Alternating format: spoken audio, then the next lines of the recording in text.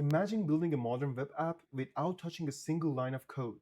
Today, we are going to explore this new technology called FastHTML, which is HTMX combined with Python. So you can develop your own web app purely in Python. In this video, I'm going to show you how to create a functional TODO app. We'll use SQLite as a database. We'll use TailwindCSS for that modern and slick look, and definitely FastHTML with Python. If you are interested to know how you can develop a web app purely in Python, stick around. Welcome to Code Voyage with Iman. This channel is part of my daily journey, exploring code, technology, and do-it-yourself projects. Let's dive in. So if you take a look at the first page of their website, we can see a couple of things which could be helpful for us. What I wanted to show you is mainly this part. The foundation of the FastHTML is on HTMX, HTTP, HTML, and SGI, which is a synchronous server gateway interface. And it's the tools that work perfectly with this FastHTML is Python, UVcorn. I have not used UVcorn or Scarlet, but we are going to use SQLite in this example. It's also easy to deploy on Railway, Vershell, Hugging Face, Python Anywhere. Anyway, so let's jump in to what we have here. I have created an environment and I have activated. So I'm inside my Python environment and I have installed, just take a look at how it's being installed here. So you have to use pip install python-fasthtml and you get the main thing here. You don't need to install separate database. It's included in this package, and it's technically using fast. I can show it here actually.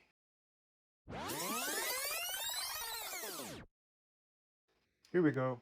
So there's this FastLite pre-installed by the Python FastHTML package.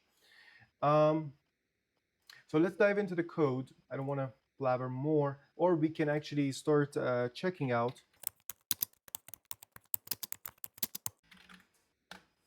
So if I run this and I come here and refresh, I'll see my tasks and I can add more tasks on top of it, right? And I can uncheck, and you can see it's all being added. So I have added a couple of tasks.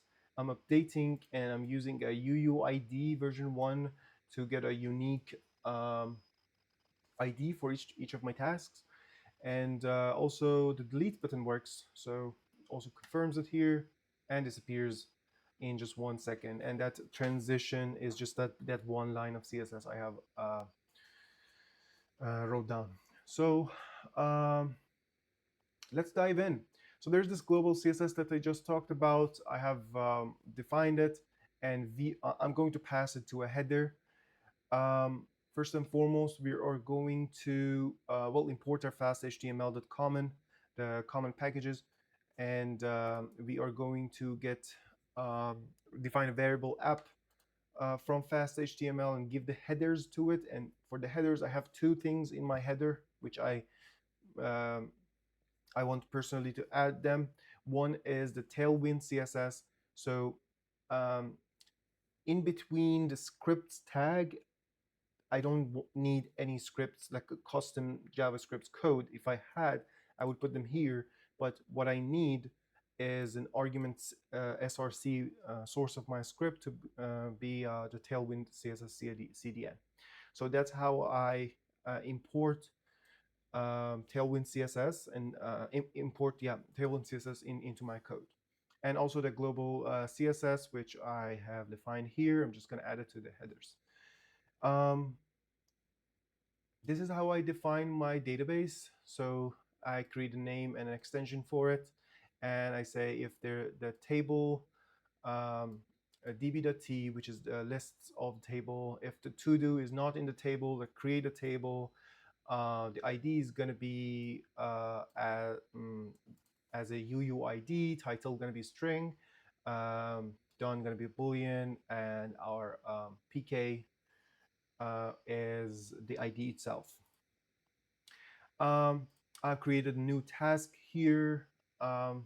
It's pretty straightforward. So pretty much the tags, HTML tag that you have seen already, you have a function for it, and you can, there are a couple of arguments like CLS for class or ID, or the HTMX, and there are other things that you can pass in, right?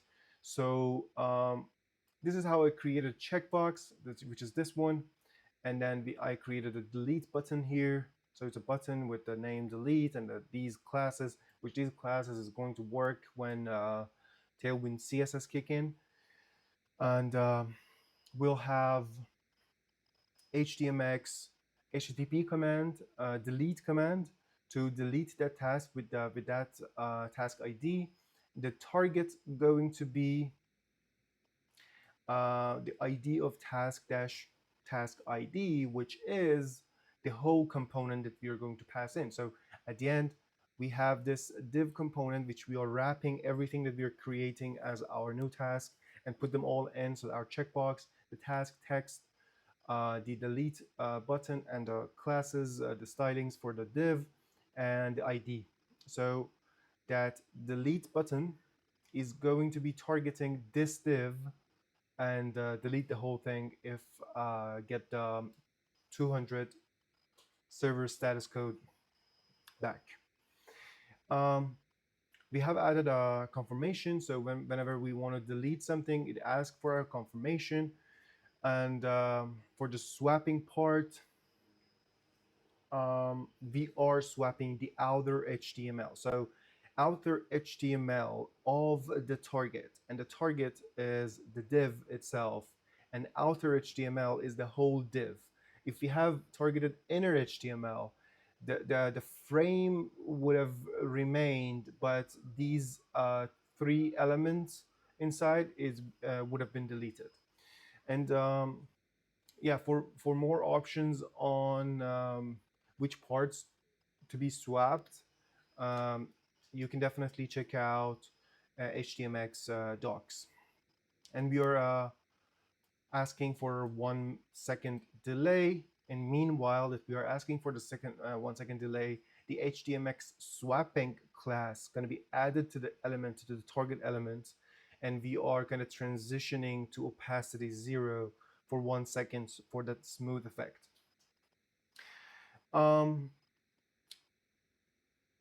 Yeah, let's come down here. So we have our root get handle, like API handle. So this is when you enter a website, that's you are get requesting there's a root directory, and this is how we define our main page here. You can add you can rename your function to anything you want. That's there's no problem with that. And here I'm just creating a h2, which is on top, and then an input with ID and a name task. And this is really important because when we are sending this data back to server, the name is the key that we are looking for later on. A placeholder, some stylings, and then the add button, which is a form. Oh, sorry about that. The add is a form. It's a group of input, and the button add tasks. So the add is the whole area here. And then some other styling, some styling for the group, some styling for the form. And we are going to post that input or our new task to add /add task API handle, the URI technically. And yeah, and the target ID is the to-do list. So we are going to create that to-do list over here.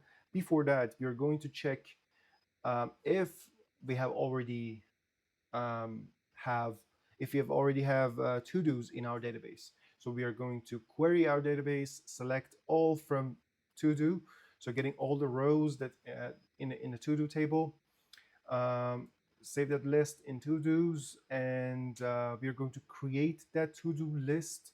We are going to pass the ID, the title, and the done as the function of the new task that we have defined above here.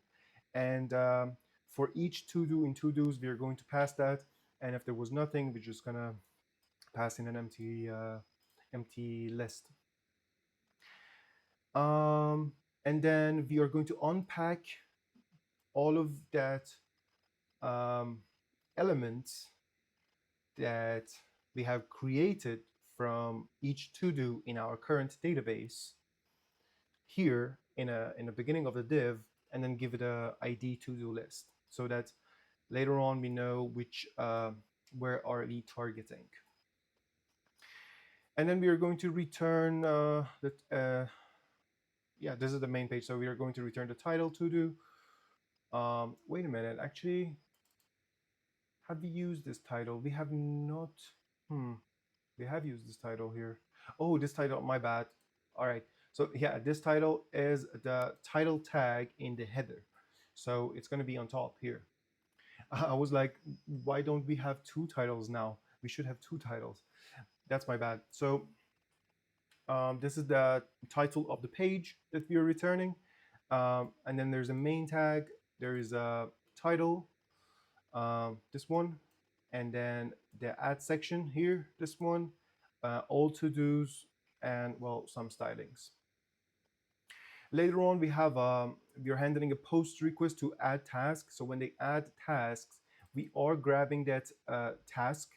If you remember, it was right here. So the input name is task. So that's what we are receiving. We are getting that string task. We are creating ID, UUID. And in the table to do, we are inserting a new record here. And we're returning a new task. So that's how it works. So if I add a new one, it's going to be added here, and we are going to receive a post request. Patch is for modifying something in the server, usually. So we are going to receive the task ID when we want to patch something. And you can see, so technically it should be in our checkbox. And if I check the checkbox right here, yeah, HX packs, and we are going to that URI and sending that task ID. We are receiving that task ID here. We are going to get that record from the database. We are going to toggle the Boolean value of done. So if it's done, if it's false, it would be true, and if it's true, it's going to be false. And then we are updating that in our database, and then we are passing back the new record. And it's going to be swapped and replaced to the current task here each time. Here we go. And there's also a delete, which receives the task ID in a string. Unfortunately, we cannot. Okay, we have to make. Yeah, here we go. So the delete function cannot receive type UUID, or at least I couldn't figure it out. It could only receive the ID like int, float, string, and so on, the primitive ones. That's why I had to convert what I was receiving here to a string, and then but when technically it's a string, right? But yeah, it needs some testing in this part. You're passing that to the delete function and deleting it from the table and returning nothing. And when you return nothing and it was like function closed successfully, it's going to return back a 200 status code, which is good enough for HTMX to consider it deleted and technically start the deleting process in the front end. So yeah, and the function serve is for the server to run. So that's pretty much it. It's very straightforward. It's very much close to Flask, HTMX, Tailwind CSS example that we have explored previous time. But this time we have like a native functions to create those native HTML tags. We are not just writing in plain text, in plain string, but we do have functions to work with. And it's pretty straightforward and pretty nice. Yeah, well, that was mainly it. At least this time we had a database to work with. Previous time we were just employing empty array to store our records. That was mainly it. I hope it was helpful. I hope you are going to give it a try. Things are pretty straightforward. The document is pretty straightforward as well. It was my first time to use it. I could not much use ChatGPT on that and get help if I have encountered any error. So I had to dig deeper into um, mm, documents.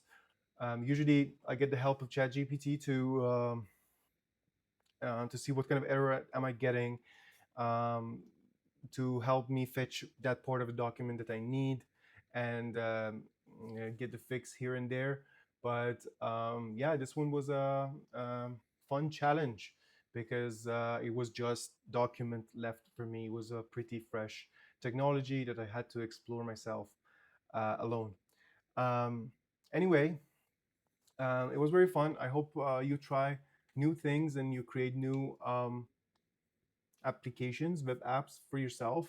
Also, they have a couple of other examples, such as Conway Game of Life, and they also have another TODO, the TODO app to demonstrate. They have written it down better, I would say. I'm still using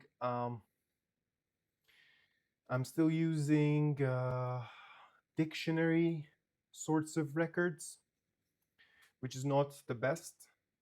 They are using a class. They're like creating a class in table and then using that class to add or remove records. And I think that's better practice. But for the sake of this small application, this would have sufficed. So I stick to it.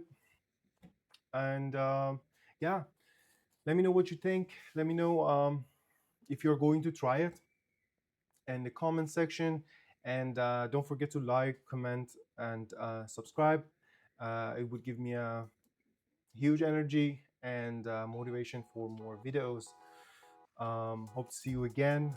And meanwhile, have fun and stay safe.